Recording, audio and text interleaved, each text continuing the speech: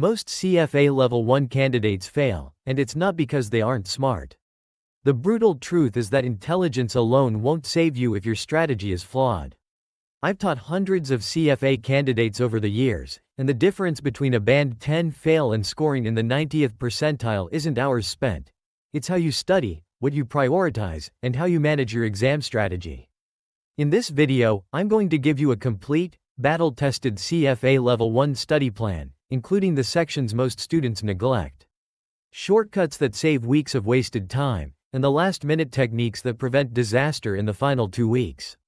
Everything I share comes directly from real CFA exam scenarios and top scorers' strategies, so pay attention and follow along. Before we dive into the week-by-week strategy, let's talk about why a study plan is not optional, it's your lifeline. I once had 2 students starting at the same time. One studied 12 hours a day, randomly jumping between topics, convinced that sheer effort would carry him through. He ended up in Band 10. His friend studied 6 hours a day, following a structured plan, with weekly progress tracked, mock exams analyzed, and weak points fixed systematically, and he scored in the 90th percentile. Same total hours, completely different results. This is exactly why CFA Level 1 is not about memorization.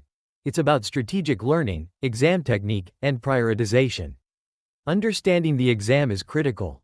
CFA Level 1 covers 10 topics, each with a different weight: ethics, quantitative methods, economics, financial reporting, and analysis, FRA, corporate finance, equity, fixed income, derivatives, alternative investments, and portfolio management. There are 180 multiple-choice questions split across 2 sessions, and not all topics are equal. FRA carries 20%, ethics 15%, and derivatives only 4%. Yet I've seen students spend 50% of their time on derivatives because it feels exciting and skip FRA. Thinking they can wing it, they fail. Prioritization is everything. Understanding topic weights, difficulty, and scoring potential early is your first edge. Now, let's get into the step-by-step study plan that will take you from scattered study to top percentile performance. Step 1. Foundation, Week 1-4.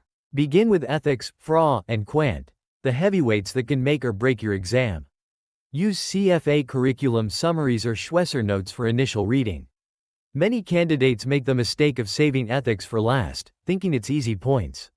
Wrong. Ethics early builds confidence, reinforces your understanding of the code and standards, and prepares you for band calculations.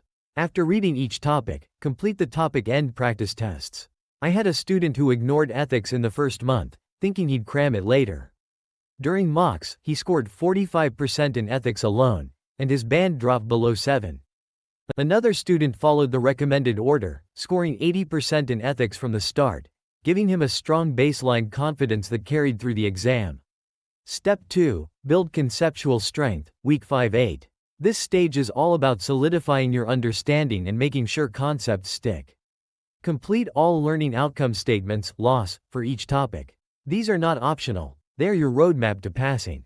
Take mock quizzes for quant, FRA, and equity. One candidate ignored fixed income in this stage, assuming it was simple. When he tried the mock exam, he hit 0% on a 15% weighted section. His mistake was overconfidence. Fixed income may seem easier than derivatives or equity at first glance, but the exam tests depth, not just memorization. Take note. Understanding loss and applying them through practice questions is your foundation. Step 3. Intensify practice, Week 9-12. Now it's time to go heavy on exam-style practice. Take full-length mocks under strict exam conditions, timers, no phone, no distractions. This trains your focus, endurance, and pacing. Use revision sheets and formula notebooks actively, don't just passively read them. Identify your 3 weakest topics and do focused review sessions. Most students fail here because they don't track mistakes. Every question you get wrong is gold, not shame. One of my students kept a tracker where he wrote the question type, topic, and reasoning behind his error. Each repeat question type got extra attention until he mastered it. By exam day, he had no weak spots. The secret is not just doing more mocks, but reviewing every error systematically. Step 4. Final sprint, last 2 weeks. At this stage, stop learning new topics. Focus on reviewing ethics with full mock questions. FRA formulas and quant techniques.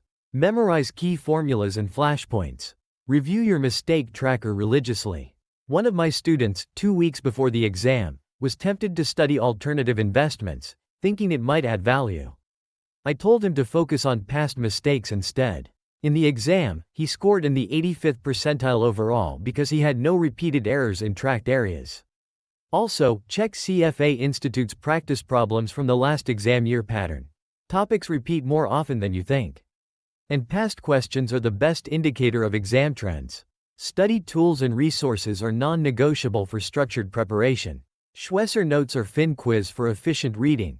CFA Institute's learning ecosystem for end-of-chapter questions, and formula sheets and flashcards for FRA and Quant will be your constant companions. Don't rely solely on reading. Active practice and repetition build memory retention and confidence. I've had students attempt CFA Level 1 with only curriculum readings. They failed Band 8 despite knowing the material. Structured practice tools bridge the gap between knowledge and score. Exam day strategy is often overlooked but can make a huge difference. Time management is key. Roughly 1 minute per question.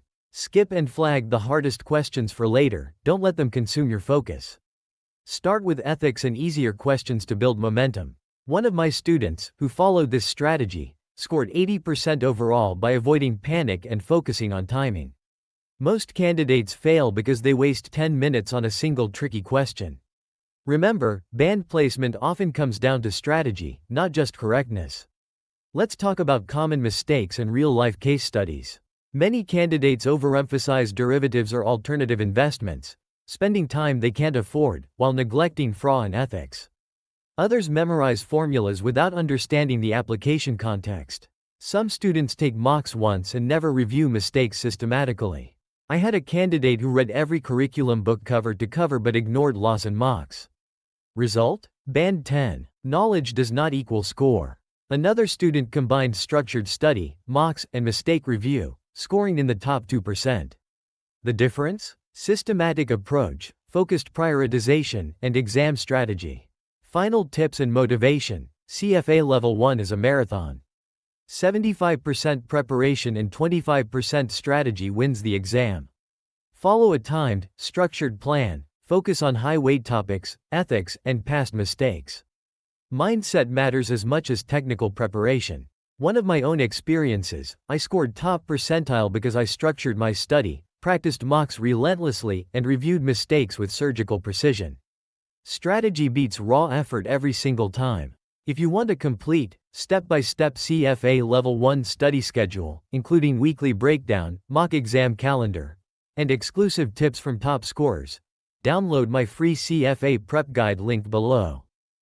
Comment your target band, and I'll share the exact strategy you should follow.